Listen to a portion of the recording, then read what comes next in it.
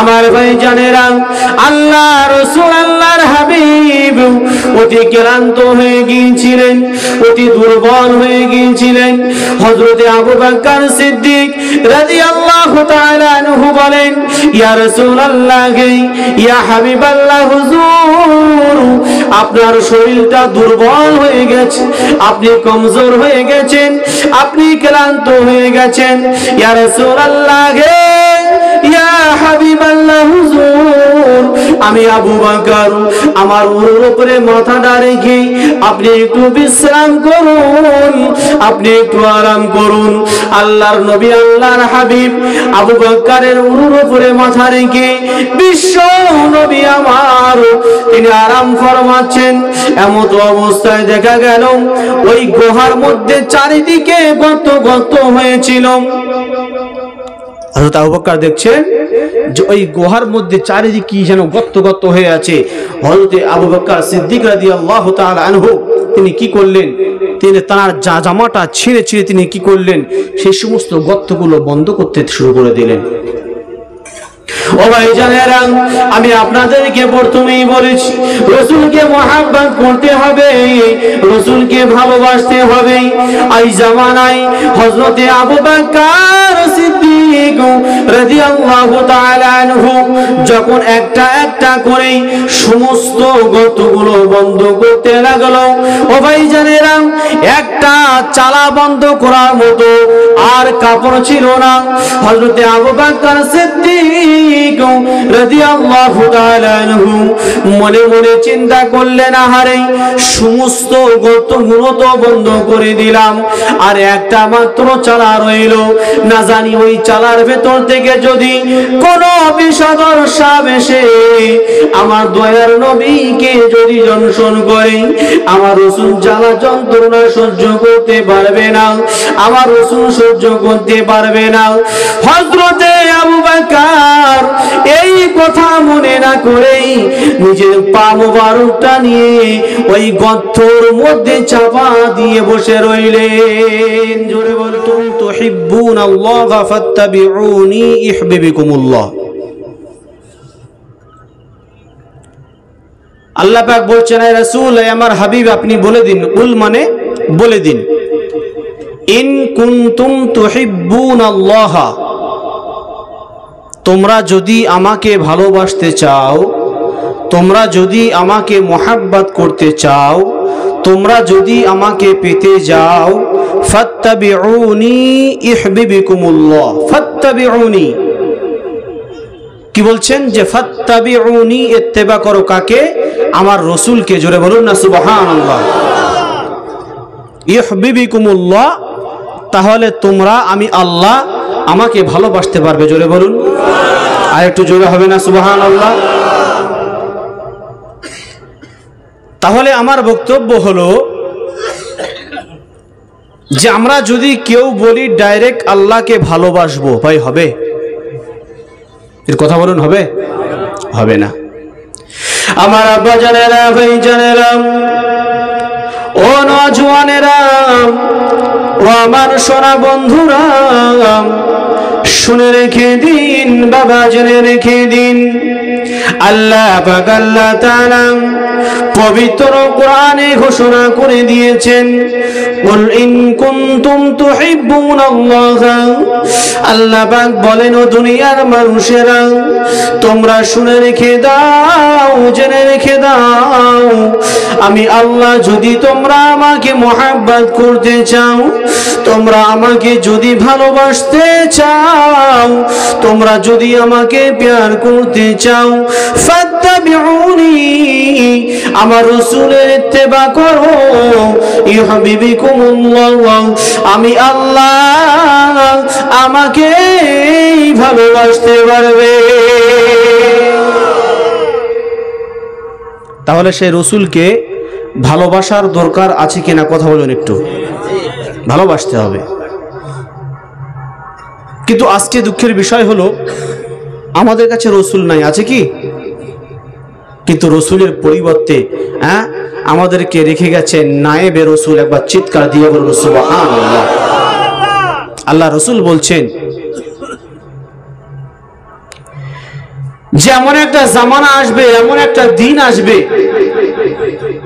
আমি হয়তো থাকবো না, কিন্তু আমি আমার যে সমস্ত নায়েবে রসুল থাকবে, আমার বন্ধু থাকবে, যাদের নাম দিয়েছেন আল উলামা ওয়ারাসাতুল আম্বিয়া। একবার জোরে বলুন না সুবহানাল্লাহ। আল্লাহ রসুল আরো বলেছেন মান আতাআনি দাখালাল জান্নাহ।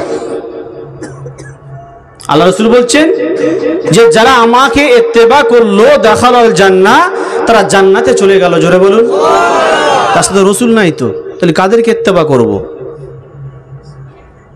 জামানার মুর্শিদ, জামানার মুজাদ্দিদ, জামানার পীর, জামানার আউলিয়া, যে সমস্ত পীর মাশায়েখ গুলো আছে, এদেরকে ইত্তেবা করা মানে আমার রসুলকে ইত্তেবা করা। জোরে বলুন না সুবহানাল্লাহ। তাহলে এদেরকে ভালোবাসা, এদেরকে মোহাব্বত আমাদের কিন্তু করতে হবে।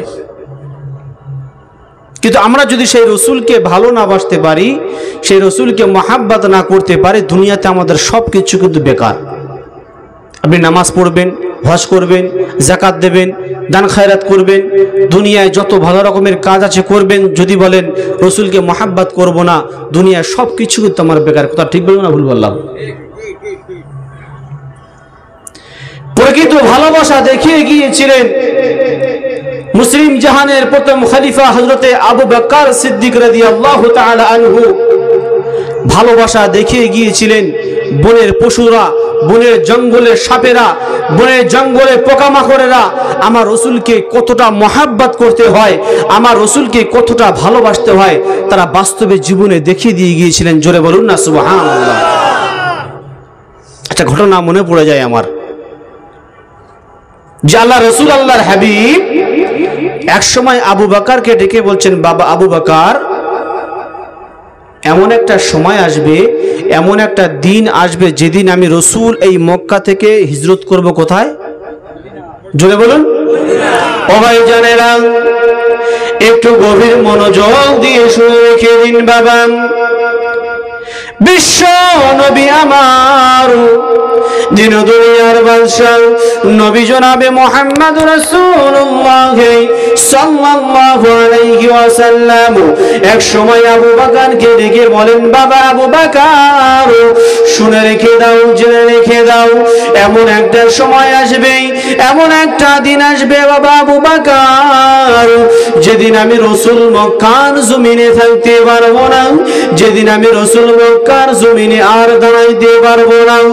ও বাবা আবু বকর, সেই দিন অন্য কেউ আমার সঙ্গী হবে না, সেদিন অন্য কেউ আমার সাথী হবে না, ওই দিনের সঙ্গের সাথী হবে বাবা আবু বকর, তুমি আমার সঙ্গী হবে।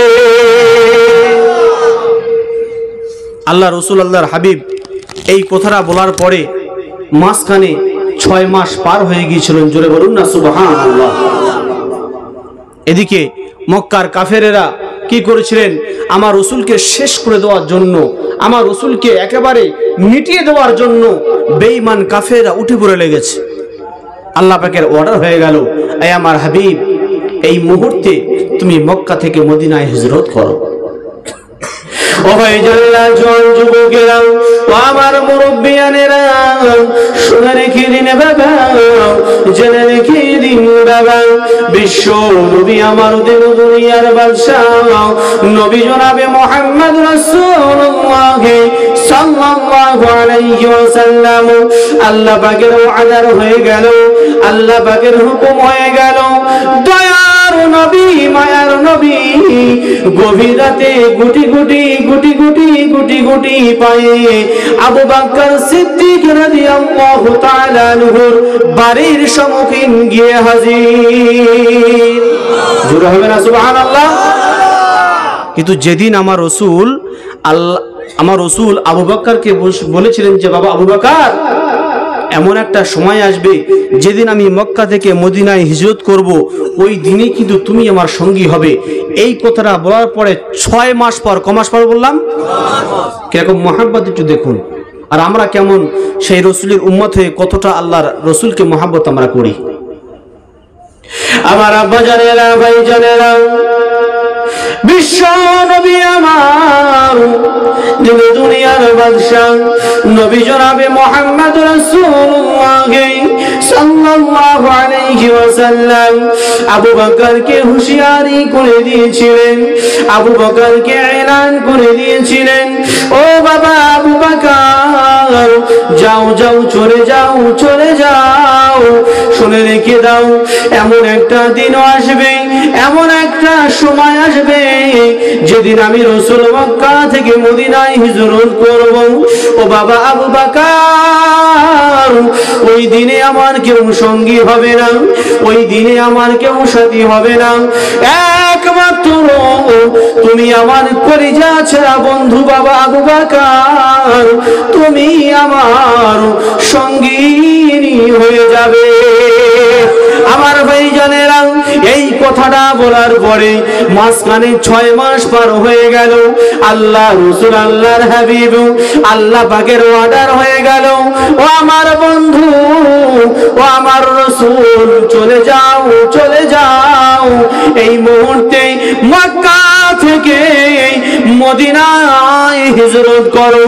আল্লাহ রাসূল, আল্লাহর হাবিব ব্যাগেজ পত্র কমপ্লিট করে নিয়ে গুটি গুটি গুটি গুটি পাই আবু বকরের দরজার সামনে গিয়ে একবার ডাকতে না ডাকতেই আমার বাবু বকর সিদ্দিক সাড়া দিয়েছিলেন, লাব্বাইকা সাদাইকা ইয়া রাসূলুল্লাহ, লাব্বাইকা সাদাইকা ইয়া আমিরুল মুমিনিন। জোরে হবে না সুবহানাল্লাহ? কমাস পড়ে গিয়েছে বাপ? 6 মাস। আমার ভাইজানেরা, একটু গভীর মনোযোগ দিয়ে শুনে রেখে দিন বাবা।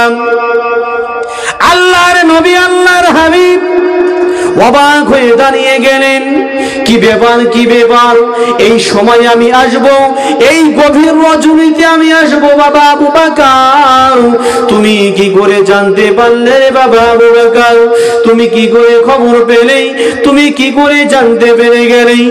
আল্লাহর রাসূলের প্রাণ প্রিয় সাহাবী, মুসলিম জাহানের প্রথম খলিফা ওই সময় বলেছিলেন, ইয়া রাসূলুল্লাহ, ইয়া হাবিবাল্লাহ, হুজুর আপনার কি মনে পড়ে যায় আজ থেকে 6 মাস আগে আপনি আমাকে সাবধান করে দিয়েছিলেন বাবা আবু বকর, শুনে রেখে দাও, যেদিন মক্কা থেকে মদিনায় হিজরত করব, যেদিন মক্কা থেকে মদিনায় হিজরত করে চলে যাব, আমার সঙ্গের সাথী, আমার সঙ্গের সাথী হবে ইয়া রাসূলুল্লাহ, ইয়া হাবিবাল্লাহ, হুজুর আজ 6টি মাস পার হয়ে গেল, আজ 6টি মাস অতিক্রম হয়ে গেল, আমি আবু বকর এই দরজার সামনে দাঁড়িয়ে দাঁড়িয়ে দাঁড়িয়ে আমি 6টি মাস পার করে দিলাম।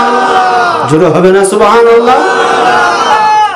ইয়া রাসূলুল্লাহ, আপনি যেদিন আমাকে বলেছিলেন যে বাবা আবু বকর, এমন একটা সময় আসবে, এমন একটা দিন আসবে যেদিন আমি মক্কা থেকে ওই মদিনায় হিজরত করব, ওই দিনের সঙ্গী, ওই দিনের সাথী বাবা তুমি আমার সাথী হয়ে যাবে।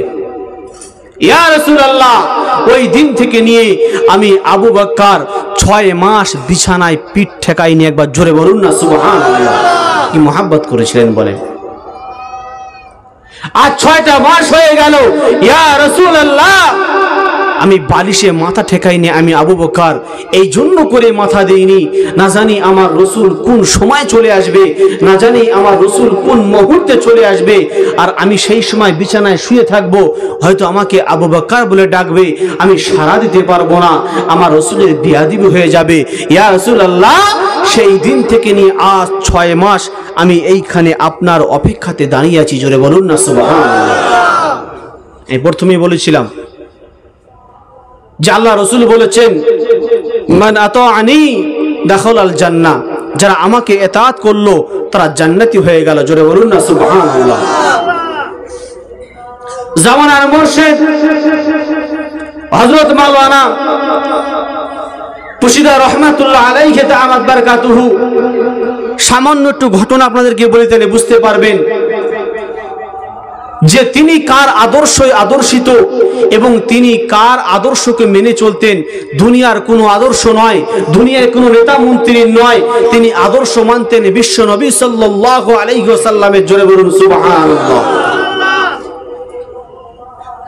এক সময় মুর্শিদা হুজুর কেবলা রাহমাতুল্লাহ আলাই, এখন যিনি বর্তমান হুজুর কেবলা দামাত বারাকাতুহুম, যিনি গদিতে বসে আছেন, এক সময় বলছেন, বাবা মাস্টার সাহেব, এশার নামাজের পরে যে তুমি কিছু খাতা পেন নিয়ে এসো, কিছু লিখতে হবে। বর্তমান হুজুর কেবলা রাহমাতুল্লাহ আলাই তিনি কি করলেন, একটা খাতা এবং একটা পেন নিয়ে হুরজাম বর্গের সামনে দাঁড়িয়ে আছেন। আর মুর্শিদা রাহমাতুল্লাহ আলাই তার খেয়াল নেই যে আমি মাস্টার হুজুরকে এই কথাটা বলেছি। তিনি কি করলেন, তার সমস্ত প্রয়োজনীয় কাজ সেরে তিনি আরাম করতে চলে গেছেন। আর বর্তমান হুজুর কেবলা দামাত বারাকাতুহুম তিনি ওই খাতা পেন নিয়ে দরজার সামনে দাঁড়িয়ে আছে। জোরে বলুন না সুবহানাল্লাহ। 10টা 11টা 12টা 1টা 2টো 3টে 4টে পার হয়ে গেল। জোরে বলবেন না? আর একটু জোরে হবে না? ফজরের আজানও হয়ে গেল।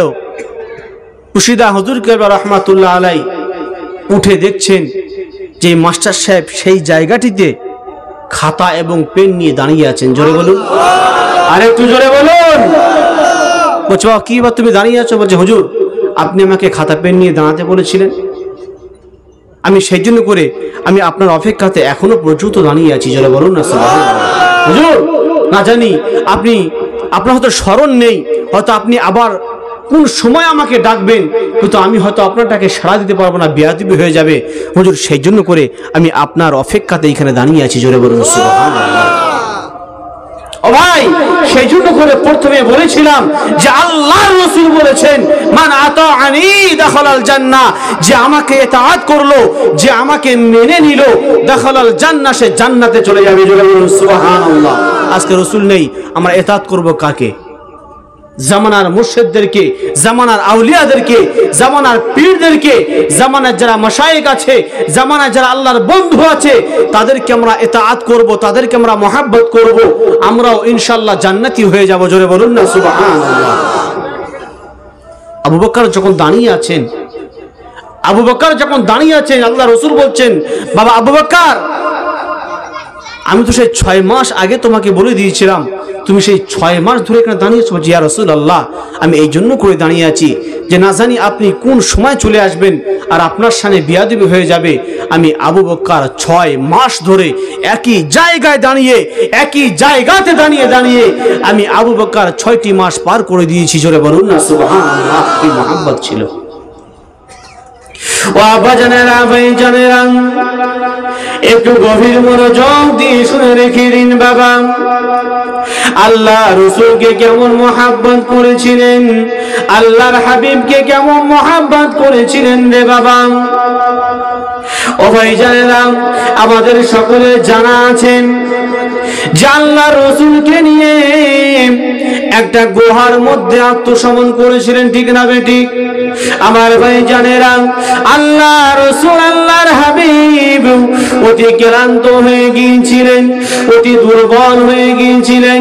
হযরতে আবু বকর সিদ্দিক রাদিয়াল্লাহু তাআলা আনহু বলেন, ইয়া রাসূলুল্লাহ, ইয়া হাবিবাল্লাহ, হুজুর আপনার শরীরটা দুর্বল হয়ে গেছে, আপনি কমজোর হয়ে গেছেন, আপনি ক্লান্ত হয়ে গেছেন। ইয়া রাসূলুল্লাহ, ইয়া হাবিবাল্লাহ, হুজুর আমি আবু বকর আমার উরুর উপরে মাথাটা রেখে আপনি একটু বিশ্রাম করুন, আপনি একটু আরাম করুন। আল্লাহর নবী, আল্লাহর হাবিব আবু বকরের উরুর উপরে মাথা রেখে বিশ্ব নবী আমার তিনি আরাম ফরমাচ্ছেন। এমত অবস্থায় দেখা গেল ওই গুহার মধ্যে চারিদিকে গর্ত হয়েছিল। হযরত আবু বকর দেখছেন যে ওই গুহার মধ্যে চারিদিকে যেন গর্ত হয়ে আছে। হযরত আবু বকর সিদ্দিক রাদিয়াল্লাহু তাআলা আনহু তিনি কি করলেন, তিনি তার জামাটা ছিঁড়ে তিনি কি করলেন, সেই সমস্ত গর্তগুলো বন্ধ করতে শুরু করে দিলেন। ও ভাইজানেরা, আমি আপনাদেরকে প্রথমেই বলেছি রাসূলকে মহব্বত করতে হবে, রাসূলকে ভালোবাসতে হবে। এই জামানায় হযরতে আবু বকর সিদ্দিক রাদিয়াল্লাহু তাআলা আনহু যখন একটা একটা করে সমস্ত গর্তগুলো বন্ধ করতে লাগলো, ও ভাইজানেরা, একটা চালা বন্ধ করার মতো আর কাপড় ছিল না।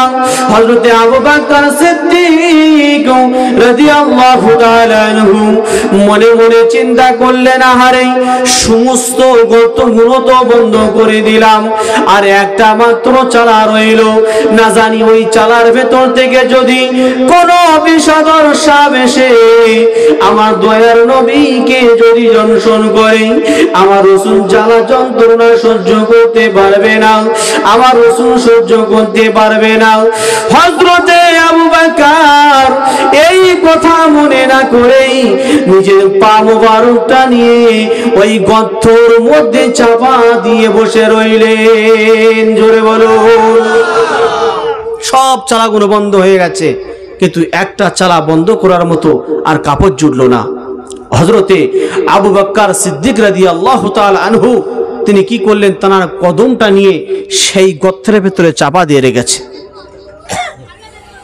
কিতাবের মধ্যে পাওয়া যায় যে ওই গর্তের ভেতরে একটা বিষধর সাপ ছিল।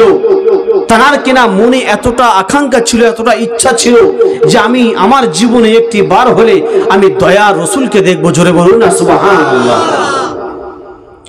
আমার আব্বা জানেরা, ভাই জানেরা, ও নওজওয়ানেরা, তরুণেরা, ও আমার মুরব্বিয়ানেরা, বাবারা শুনে রেখে দিন, জেনে রেখে দিন, হযরতে আবু বকর সিদ্দিক রাদিয়াল্লাহু তাআলা আনহু ওই গর্তের মধ্যে যখন পাটা দিয়ে রাখলেন, আর ওই গর্তের ভিতরে একটা বিষধর সাপ ছিল রে বাপ। ওই সাপটা বারবার আসার জন্য চেষ্টা করেন, কিন্তু আসতে পারে না। হযরতে আবু বকর সিদ্দিক রাদিয়াল্লাহু তাআলা আনহু ওই পাটা চাপার কারণে আর নড়াচড়া করতে পারে না। ওই বিষধর সাপটা আল্লাহ রাসূলকে দেখার জন্য, আল্লাহর হাবিবকে দেখার জন্য হযরতে আবু বকর সিদ্দিক রাদিয়াল্লাহু তাআলা আনহুর পায়ে দংশন করে দিলেন।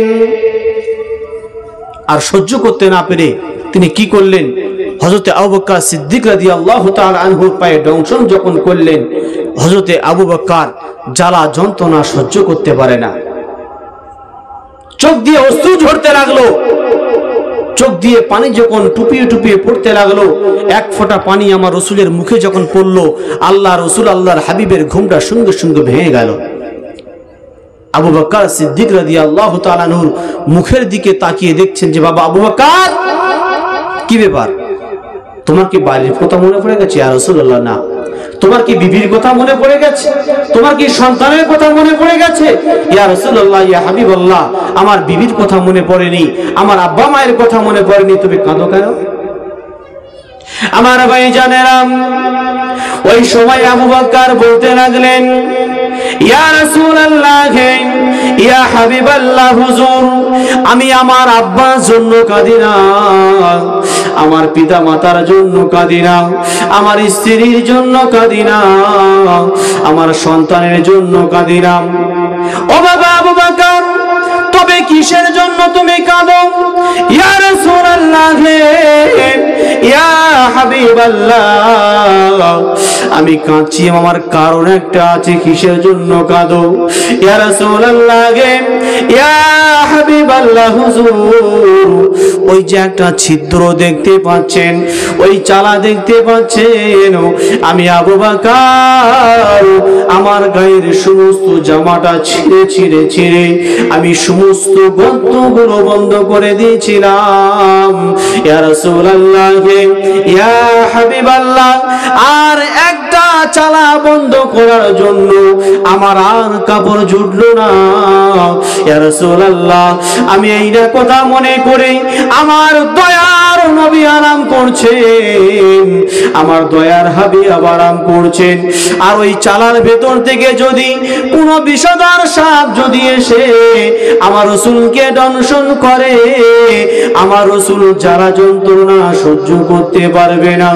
ইয়া রাসূলুল্লাহ, ইয়া হাবিবাল্লাহ, হুজুর, আমি আবু বকর এই কথা মনে না করি ওই গর্তের ভেতরে আমার পাটা রাখার কারণে ওই গর্তের ভিতর থেকে একটা বিষধর সাপ আমার পায়েতে দংশন করে দিল। ইয়া রাসূলুল্লাহ, ইয়া হাবিবাল্লাহ, হুজুর, তবে আমার বড় দুঃখ লাগলো।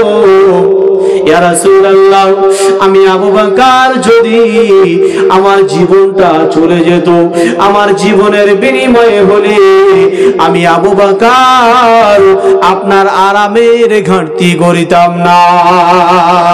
আর একটু জোরে হবে না সুবহানাল্লাহ? ইয়া রাসূলুল্লাহ, যদি আমার জীবনটা চলে যেত তারপরেও আমি আবু বকর আপনার আরামটা কোনো বাধা ঘটাতাম না, আপনার আরামে আমি কোনো তীক্ষ্ণ ঘটাতাম না। ইয়া রাসূলুল্লাহ, ওই সাপটা কামড়ানোর কারণে আমি জ্বালা যন্ত্রণা সহ্য করতে পারি না। আমার চোখ দিয়ে পানি চলে এলো। আমার দয়ার নবী দয়ার হাবিব কি করলেন, তার পবিত্র মুখ থেকে নিয়ে থুতু নিয়ে যখন যে জায়গায় কামড়েছিল লাগিয়ে দেওয়ার কারণে আমার আবু বকরের সমস্ত জ্বালা যন্ত্রণা ব্যথা সঙ্গে সঙ্গে আল্লাহ ভালো করে দিয়েছিলেন। জোরে বলুন না সুবহানাল্লাহ। এই প্রথমে আপনাদেরকে বলেছিলাম যে রাসূলকে আমাদের মহব্বত করতে হবে। আপনি আল্লাহ রাসূলকে মহব্বত করবেন কেন? আপনি আল্লাহ রাসূলকে ভালোবাসবেন কেন? যে রাসূলের কারণে কাল কিয়ামতের ময়দানে সর্বপ্রথমে আল্লাহ পাক এই উম্মতি মুহাম্মাদীকে আগে জান্নাত দেবেন। জোরে বলুন না সুবহানাল্লাহ। আমার ভাইরা, কি রাসূল আমরা পেয়েছি, কি হাবিব আমরা পেয়েছি, আমরা মুখে কখনো বর্ণনা করে শেষ করতে পারবো না। কিন্তু আজকে আমরা হতভাগা, সে রাসূলকে মহব্বত করতে পারি না, সে রাসূলকে ভালোবাসতে পারি না। যদি বলা হয় বাবা, যে রাসূল যদি দুনিয়াতে না আসতেন, আমি আপনি দুনিয়াতে কেউ আসতে পারতাম না। বাবা, রাসূলকে একটু ভালোবাসো না বাপ, একটু নামাজ পড়ো না বাপ। আমাদের মুখ থেকে অনেক রকমের অনেক অজুহাত বার হয়ে যায়, অনেক রকমের আমাদের মুখ থেকে আমাদের ভাষা বার হয়ে যায়, কিন্তু আমরা রাসূলকে মানতে চাই না, আল্লাহকেও মানতে চাই না। ভাই, কাল কিয়ামতের ময়দানে যখন এই উম্মতি মুহাম্মাদীদেরকে যখন জাহান্নামের দিকেও নিয়ে যাবে, অন্য কারোর কারণে নয়, একমাত্র বিশ্ব নবীর কারণে তাকে সুসম্মানের সাথে নিয়ে যাবেন। জোরে বলুন, আর একটু জোরে বলুন। একটু উদাহরণ দিলে বুঝতে পারবেন। আচ্ছা বলেন তো, ধরেন একটা রিকশাওয়ালার নামে ওয়ারেন্ট বার হয়ে গেছে। আচ্ছা, পুলিশ এসে কি তাকে আদর যত্ন করে নিয়ে যাবে বলে মনে হয়? নিয়ে যাবে না। তাকে হেই হুই তুই তাঙ্গারি করে মারতে মারতে নিয়ে যাবে। আচ্ছা বলেন তো, কোন এমপি কোন মন্ত্রীর যদি খাস লোক যদি অ্যারেস্ট হয়ে যায়, যদি ওয়ারেন্ট বার হয়ে যায়, আচ্ছা পুলিশ এসে কি তাকে মারতে মারতে নিয়ে যাবে বলে মনে হয়? তাকে আদর যত্ন করে নিয়ে যাবে। কেন? এমপির লোকে আবার চায়ের দোকানে গিয়ে চাও খাওয়াবে। আমার এটা বলার উদ্দেশ্য এটাই যে কাল কিয়ামতের ময়দানে এই উম্মতি মুহাম্মাদী যদি জাহান্নামী ঘোষিত হয়ে যাক না কেন, আল্লাহ পাক বলবেন, ও আমার মালাইকা ফেরেশতা, আমার শেষ নবীর উম্মত, এদেরকে তোমরা বেইজ্জতি করো না। জোরে বলুন, আর একটু জোরে বলুন।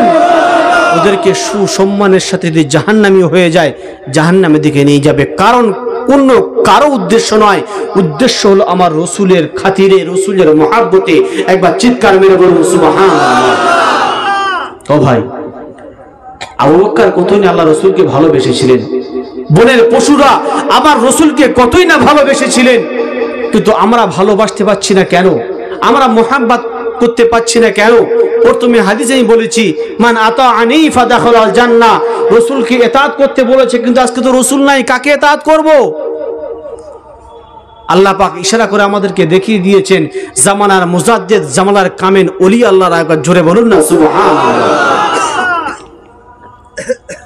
যে আল্লাহ পাকের আউলিয়া বান্দা যারা হয়, আল্লাহ পাকের মাহবুব বান্দা যারা হয়, তারা নিজেদের কোনো মন গড়া আইন মেনে চলতে বলে না, বরঞ্চ তারা কোরআন এবং হাদিস মেনে চলার কথা বলেন।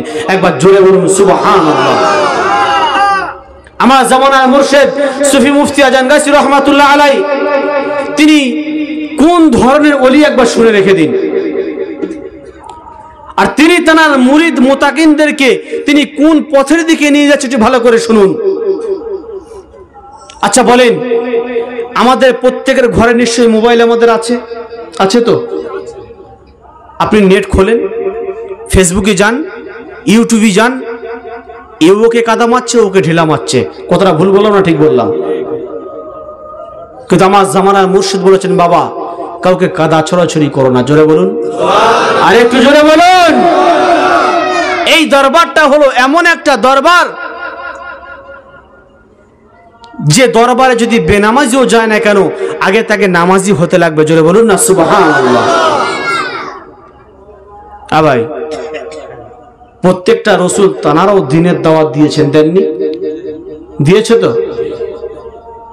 প্রত্যেকটা আল্লাহর ওলিরা তারাও দিনের দাওয়াত দিচ্ছে, প্রত্যেকটা উলামায়ে কেরামরা তানারাও দিনের দাওয়াত দিচ্ছেন। কথা ঠিক বলবো না ভুল বললাম?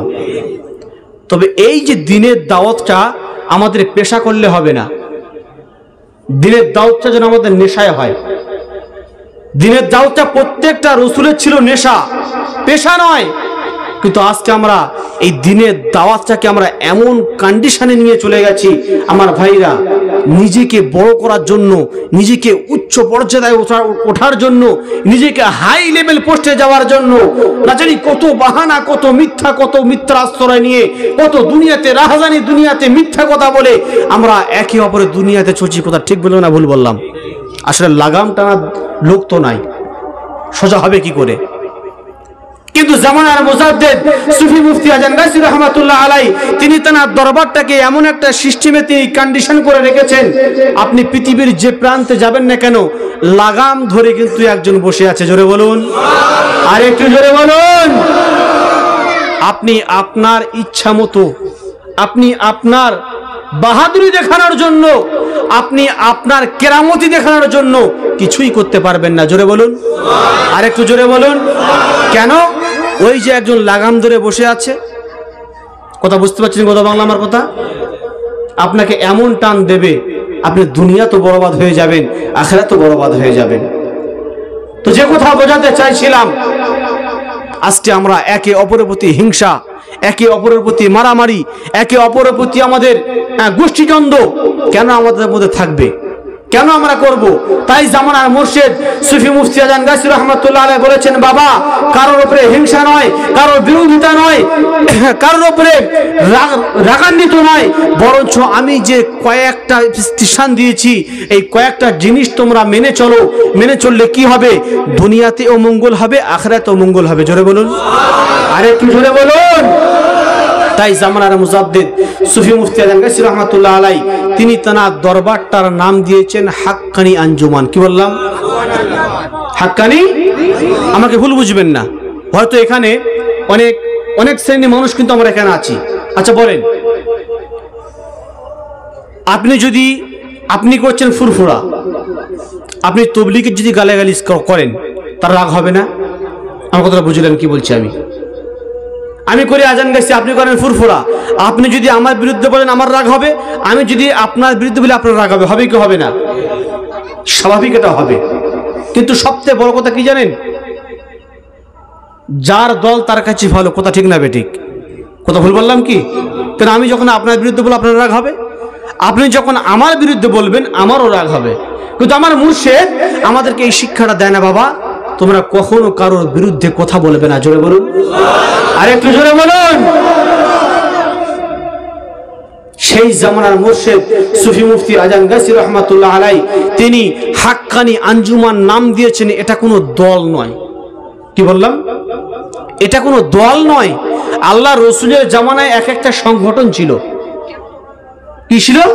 এক একটা সংগঠন ছিল, যেখানে মানুষরা অত্যাচার হতো, সংগঠন গিয়ে সেখানে পৌঁছে যেত। যেখানে নারীরা অত্যাচার হতো সেখানে সংগঠন গিয়ে পৌঁছে যেত, যেখানে গরিবদের খাওয়া হতো না, এতিমদের খাওয়া হতো না, মিসকিনদের খাওয়া হতো না, এই সংগঠন সেখানে পৌঁছে যেত। আর এই সংগঠনের নাম ছিল সত্যের সংগঠন। জোরে বলুন না সুবহানাল্লাহ।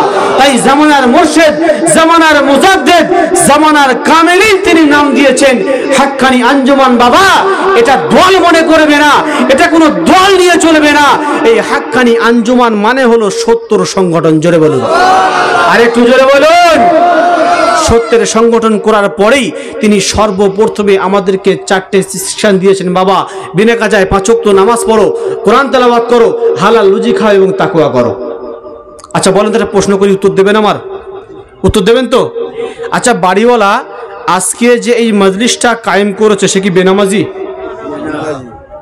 আপনারা গ্রামের লোক, সে কি সুদের সাথে সম্পর্ক আছে? তার কোনো মানে বন্ধন আছে? কিচ্ছু নাই। এইরকম একটা মজলিস যখন আপনি কায়েম করতে যাবেন, আমি কথাটা কি বলছি বুঝে নেবেন।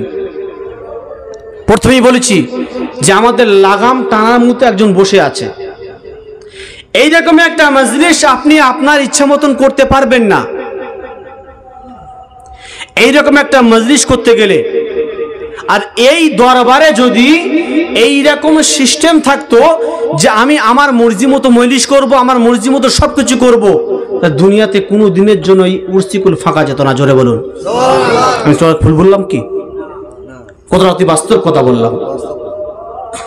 কিন্তু এই দরবারে এমন একটা সিস্টেম করে রেখেছেন যে আপনি যদি এইরকম একটা মজলিস কায়েম করতে যান, আপনি আপনার মন মর্জি করতে পারবেন না, আপনাকে যেতে হবে সেই বাগমারি দরবারে। জোরে বলুন সুবহানাল্লাহ। আপনি একা যাবেন, একা গিয়ে হয়তো আপনার মন মর্জি আপনি বলে চলে আসবেন, কিন্তু না, আমার জামানার মুজাদ্দিদ সুফি মুফতি আজান গাজী রাহমাতুল্লাহ আলাইহি তিনি এমন একটা নিয়ম করে রেখেছেন যে আপনি যদি এই রকম একটা কাজ করতে চান, সর্বপ্রথমে আপনাকে বিনা কাজায় 5 ওয়াক্ত নামাজ পড়া লাগবে, কোরআন তেলাওয়াত করা লাগবে, হালাল রুজি খেতে হবে, তাকওয়া করতে হবে, এবং কি করতে হবে, তার সাথে সাথে 4 জন সাক্ষী আপনাকে নিয়ে যেতে হবে। কি বললাম? সেই 4 জন সাক্ষী ফর্মে সই করবে যে হ্যাঁ এই লোকটা সচ্চা লোক, এই লোকটা ভালো লোক, তবেই আপনি এইরকম একটা মজলিসের হুকুম পাবেন।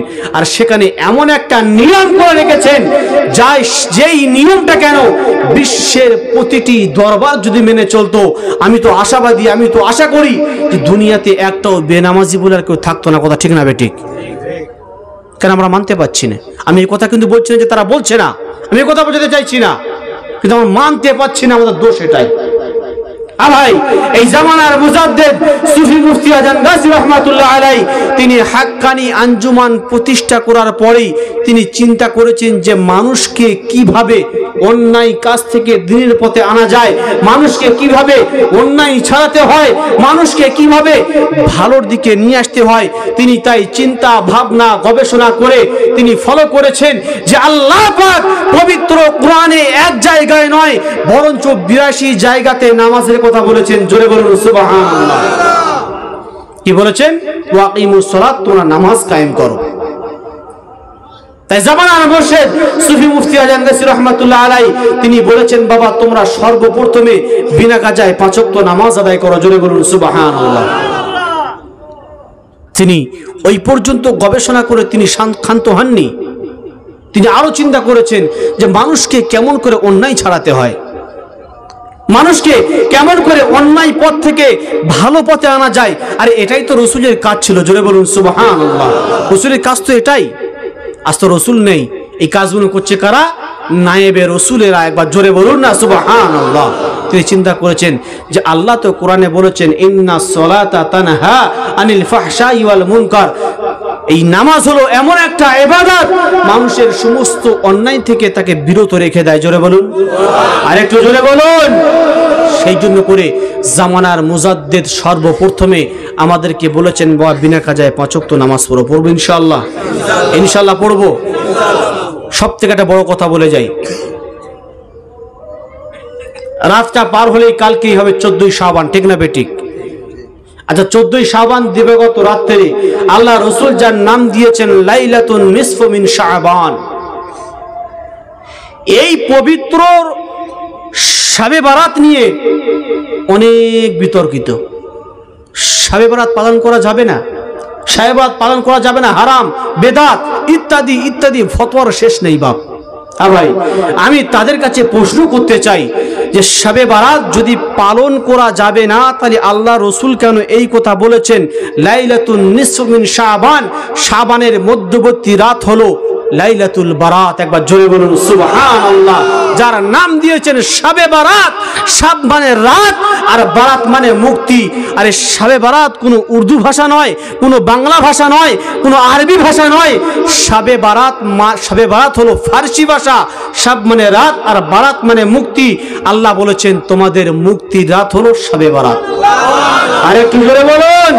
আরে গন্ড মূর্খ ফতোয়া দিয়ে বেরাচ্ছে শবে বারাত পালন করা যাবে না, শবে বারাত পালন করা বেদাত, শবে বারাত পালন করা যাবে না। কোথায় পেয়েছে সব ফতোয়া, কোথায় পেয়েছে সব হাদিস? হ্যাঁ, তাহলে আল্লাহ পাক তাহলে এ কথা কেন বলেছেন যে বান্দা তোমরা আমার কাছে চাও, আমি আল্লাহ তোমাদেরকে ক্ষমা করব। জোরে বলুন, আরে একটু জোরে বলুন সুবহানাল্লাহ। মা ইয়াস্তাগফিরু লাকুম আস্তাগফিরুকুম। বলছে কেউ কি চাওয়ার আছো, কেউ কি ক্ষমা চাওয়ার আছো? আমার কাছে চাও, আমি আল্লাহ তোমাদেরকে ক্ষমা করব। জোরে বলবেন না সুবহানাল্লাহ? ও ভাই জানেরা, একটু গভীর মনোযোগ দিয়ে শুনে রেখে দিই বাবা।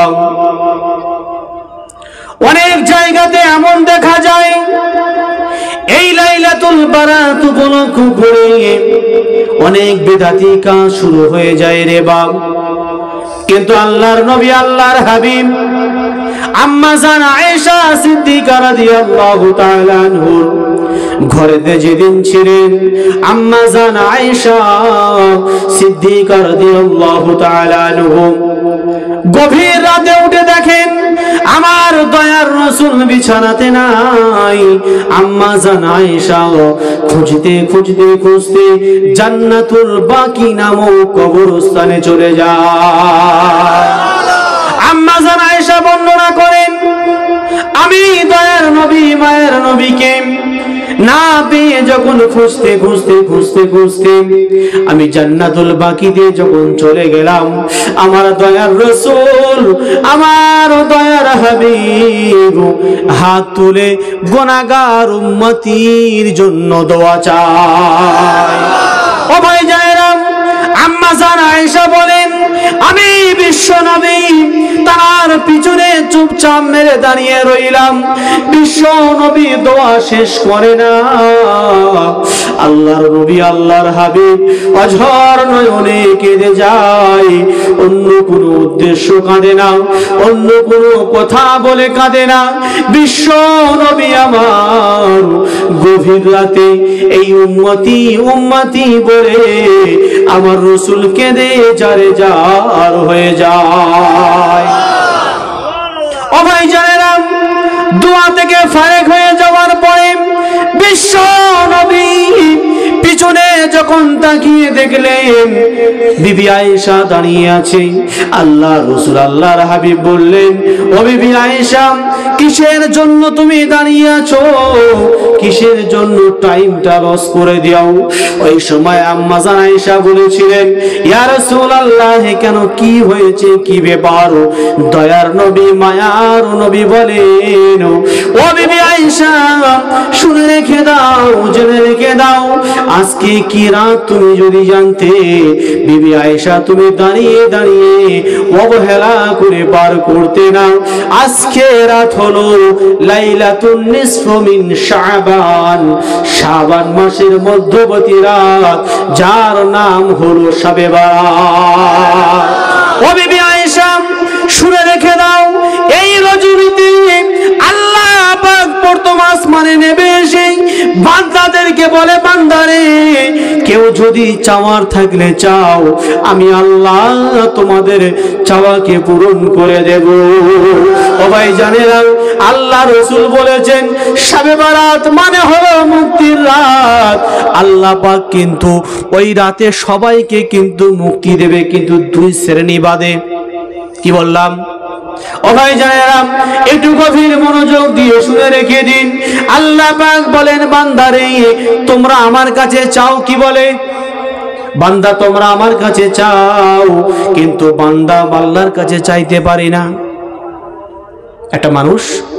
একটা মানুষের কাছে যখন চাইবে একবার, দুবার, তিনবার, আবার সে বিরক্ত হবে না? হবে কি হবে না বলুন? আল্লাহ বলছে, বান্দা তোমার জন্য আমার দরজাটা অলরেডি আমি খুলে রেখেছি। জোরে বলুন, আর একটু জোরে হবে না? সুবহানাল্লাহ। বান্দা তুমি রাত 10টা কেন, রাত 11টা কেন, রাত 12টা কেন, রাত 3টে কেন, ভোর 4টে কেন, বান্দা তুমি যখনই ডাকবে আমি তখন তোমার ডাকে সাড়া দেবো। জোরে বলুন না সুবহানাল্লাহ। এই লাইলাতুল বারাতের রাতে আল্লাহ পাক প্রথম আসমানে এসে আমাদেরকে ডাক দিতে থাকে, আমাদের বলতে থাকে, কি বলে? বান্দা তোমার যদি চাওয়ার থেকে তুমি চাও, আমি আল্লাহ তোমাকে পূরণ করে দেবো। জোরে বলুন না সুবহানাল্লাহ। বান্দা তোমার ক্ষমা চাওয়ার থাকলে ক্ষমা চাও, আমি আল্লাহ তোমাকে ক্ষমা করে দেবো। জোরে বলুন সুবহানাল্লাহ। আরে যার নাম হলো তো শবে বারাত, একবার জোরে বলবেন না সুবহানাল্লাহ। আর আমরা কি করি ভাই? ওই রাতে হালুয়া, পোলোয়া, রুটি ইত্যাদি পুরো আমরা তছনছ করে দিই ভাই। করে কি করে না? আপনাদের এখানে কি হাল জানি না, তবে আমাদের ওইদিকে এই শবে বারাতের রাত যখনই পড়ে গেল, বাজি, বোমা, আগরবাতি, ধূপবাতি, গোরস্থানটা আলোয় আলোকিত করে দেয়, একেবারে বিশাল অবস্থা করে ফেলে। কি করে জানেন? ছোটবেলায় আমরাও দেখেছি, আমরা মনে মনে করতাম যে বাপ দাদু মারা গেছে, বছর পার হয়ে গেছে, ওদেরকে তো জাগাতেই হবে, বড় বড় বোম কিনে নিয়ে ফোটানো হবে। কেন? আরে 1 বছর ধরে ঘুমাচ্ছে, ওঠো, খাবে না, দাবে না? অনেক বাড়ির মা বোনেরা বা চাচিরা এই কাজ করতো, ভুল বলছি না কিন্তু আমি। মালসায় করে ক্ষীর নেবে আর রুটি নেবে, কবরস্থানের পাশে গিয়ে দিয়ে আসবে। সম্পূর্ণ হারাম, সম্পূর্ণ বেদাত, শরীয়তের বেখিলাফ। এইরকম কোন নীতি রেওয়াজ শরীয়তের বিধান নাই। যদি আপনাদের এখানে করে থাকে সাবধান হয়ে যান। আপনি মনে মনে করছেন যে শবে বারাতের রাত একটু হালুয়া পোলাও তো খেতেই হবে। আপনার যদি হালুয়া পোলোয়া খাওয়ার ইচ্ছা হয়, তার আগের দিন রাত করে খান না, তার পরের দিন রাত করে খান না। আরে ওই রাতটার নাম দিয়েছেন তো শবে বারাত, অর্থাৎ মুক্তির রাত। ওই রাত্রে আমাদের বেশি বেশি ইবাদত করতে হবে, হবে কিনা বলেন? বেশি বেশি করে কোরআন তেলাওয়াত করতে হবে। আর ভাই আমাদের বাড়ির মা বোনদের উপরে ওই দিনে জুলুম যেন আমরা করব না। কি জুলুম? 5 কিলো 10 কিলো আটা কিনে দিয়ে যাব, আর মা বোনেরা 10টা 11টা পর্যন্ত রুটি বেলতেই থাকবে। তারা সব দিক থেকে ফাঁকা পড়ে গেল। এমনিতেই তাদের সওয়াবের কাজ খুবই কম, আমাদের কাজ বেশি, অথচ তাদের কাজটা খুবই কম। কি কম না? আমরা 5 ওয়াক্ত নামাজ জামাতের সাথে পড়ি, জানাজার নামাজ পড়ি, ঈদের নামাজ পড়ি, আমাদের বাড়ির মা বোনেরা পড়ে না। তবে আমরা চেষ্টা করব ওই রাতটার জন্য তাদেরকে পুরো ফ্রি করে দেওয়ার জন্য। করব ইনশাআল্লাহ, ইনশাআল্লাহ। আরে ভাই দুঃখ লাগে, অনেক বাড়ি তো কোরআন আছে, কিন্তু পড়া হয় না। হয় কি? বছরে একটা দিন আসে, কোরআন শরীফ খুলে পড়ার কথা ইচ্ছা হয়। আর তাই জন্য করে তো জামানার মুর্শিদ সুফি মুফতি আজান গাছি বলেছেন, বাবা তুমি 5 ওয়াক্ত নামাজের শেষে এই 5 মিনিট কোরআন তেলাওয়াত করো। এই কোরআন তেলাওয়াত করলে আল্লাহ পাক তোমার আমলনামায় বেশুমার নেকি লিখে দেবে। জোরে বলুন না সুবহানাল্লাহ। এই ছোট্ট একটা ওয়াকিয়া মনে পড়ে যায়, বলবো ইনশাআল্লাহ। এখন একটা চাষি মানুষ, বুঝতে পারছেন না, তিনি মাঠে হাল চালাতেন। তিনি সারাদিন মাঠে কাজকর্ম করে এসে তিনি বাড়িতে এসে অজু গোসল সুন্দর করে করতেন। অজু গোসল করার পরে তিনি মূর্খ, কিছুই লিখতেন না, জানতে পারতেন না, কিছুই পড়তেও পারতেন না। তিনি কি করতেন? সন্ধ্যের দিকে বাড়ি এসে তিনি অজু গোসল ছেড়ে এই কোরআনটা খুলে প্রত্যেকটা লাইনে আমরা যেমন পড়ে পড়ে খতম করি, উনি কি করতেন? প্রত্যেকটা লাইনে হাত বোলাতেন, বলতেন যে আল্লাহ এই লাইনে আপনি যা বলেছেন সবই সত্য, আল্লাহ এই লাইনে আপনি যা বলেছেন সবই সত্য, আল্লাহ এই লাইনে যা বলেছেন সবই সত্য। এইরাম করতে করতে তিনি কি করতেন? কোরআন খতম করতেন। জোরে বলুন ও ভাই জানেরা, একটু গভীর মনোযোগ দিয়ে শুনে রেখে দিন বাবা। এই কোরআনটা শুধু বছরে একদিনের জন্য আসে নাই, এই কোরআনটা সপ্তাহে একদিনের জন্য আসে নাই। আল্লাহ পাক আল্লাহ তাআলা বলেন, ও দুনিয়ার মানুষেরা শুনে রেখে দাও, এই কোরআনটাকে যত মহাব্বত করবে, এই কোরআনটাকে যত ভালোবাসবে, আমি আল্লাহ আমার সাথে মোহাব্বত করবে। জোরে বলুন সদস্য বলি আল্লাহুম্মা সাল্লি ওয়া সাল্লিম বারিক আলা আবদিকা রাসূলিল কারীম রাহমাতাল লিল আলামিন শাফিউল মুজনামিন সাইয়্যিদিনা মাওলানা নবিয়িনা মুহাম্মদ ওয়া আলিহি ওয়া সাহবিহি আজমাইন كما صليت وسلمت وباركت على سيدنا إبراهيم وعلى آل سيدنا إبراهيم إنك حميد مجيد। যেহেতু হুজুর চলে এসেছেন আর বেশি লম্বা চড়া করব না, সংক্ষেপে বুঝিয়ে দিই। জামানার মুর্শিদ সৈয়দ মুফতি আজান গাইসি রহমাতুল্লাহ আলাই তিনি আমাদেরকে নামাজের পরে দৈনিক 5 মিনিট কোরআন পড়তে বলেছেন কেন? এখন সেই ব্যক্তিটা কি করতেন? প্রত্যেকটা লাইনে হাত বুলাতেন, বার বলতেন যে আল্লাহ আপনি যা বলেছেন সবই সত্য। এরকম করে করে তিনি খতম করতেন। একদিন হঠাৎ করে তিনি মারা গেলেন। আর সেই গ্রামে এমন কোনো মানুষ ছিল না যে জানাজা পড়াবে। এখন একটা বুজুর্গ মানুষ এই রাস্তার পাশ দিয়ে হঠাৎ করে যাচ্ছেন, তাকে ধরে বেঁধে যা করেছে জানাজার লাইনে নিয়ে এলো। জানাজা হলো, দাফন কাফন সবকিছু হলো। যে বুজুর্গটা কবরের মধ্যে নেমেছিল তার পকেটে একটা ইম্পর্টেন্ট ডায়েরি হোক বা যে কোনো কাগজ হোক বা আই কার্ড হোক তার পকেটে ছিল। এখন ওপরে সে খুঁজে পাচ্ছে না। ওনার মাথায় চলে এলো যে আমি যখন কবরে হাঁটুয়ে লাশটা রাখতে যাই আমার ডায়েরিটা হয়তো সেখানেই পড়ে গেছে। সমস্ত গ্রামবাসীকে আবার একত্রিত করে ডাকলেন, ডেকে বলছে ভাই এই কন্ডিশন সমস্ত বিস্তারিত বলার পরে গ্রামবাসীরা যখন কবর করার হুকুম দিলেন, কবরটা খুঁড়ে দেখছেন ওই ব্যক্তিরা যিনি কোরআন করতে পারতেন না, যিনি কোরআন জানতেন না, বরঞ্চ কোরআনের লাইনে হাত বুলাতেন আর বলতেন যে আল্লাহ আপনি যা বলেছেন এই লাইনে সবই সত্য, আল্লাহ তোমার কোরআন কোনোদিন মিথ্যা নয়। জোরে বলুন সুবহানাল্লাহ। কবরটা খোলার পরে দেখছেন ওই মানুষটা ফুলের বাগানের উপরে শুয়ে আছে। জোরে বলুন না সুবহানাল্লাহ, চিৎকার মেরে বলুন না সুবহানাল্লাহ। তাই জামানার মুর্শিদ বলেছেন যে বাবা তোমরা প্রতিনিয়ত সপ্তাহে নয়, একদিন নয়, বছরে একদিন নয়, প্রতিনিয়ত কন্টিনিউ 5 ওয়াক্ত নামাজের পরে এই কোরআন তেলাওয়াত করো আর মরণের আগ পর্যন্ত তোমাদের আমলনামায় বেশুমার নেকি লিখে দাও। জোরে বলুন না সুবহানাল্লাহ। কিন্তু আমাদের সৌভাগ্য আমরা করতে পারছি না।